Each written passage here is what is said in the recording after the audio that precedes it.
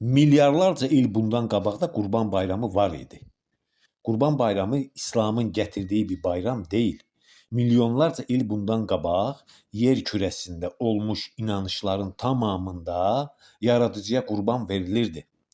Kimisi heyvanı sərbəst buraxmaqla, kimisi heyvanı kəsməklə. İstərsən Amona inan, istərsən Hutepə inan və ya başqa bir inanışa inan.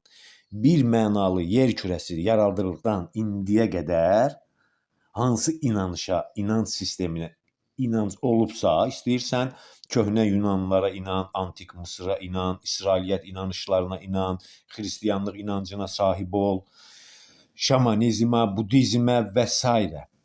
hamısında yaradıcıya qurban verilib. Fərqli adlarda, fərqli aylarda, indi də bizim müqəddəs dinimizdə Qurban Bayramıdır. Qurban Bayramınız mübarək olsun. Qurban Bayramının idrakını anlamaq ümid edirəm.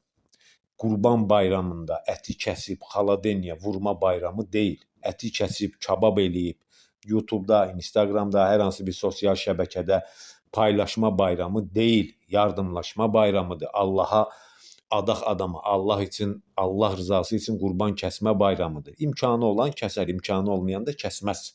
İnşallah kəsən qardaşlar da qurbanın nə olduğunu idrakına varar. Bir daha Qurban Bayramımız mübarək olsun.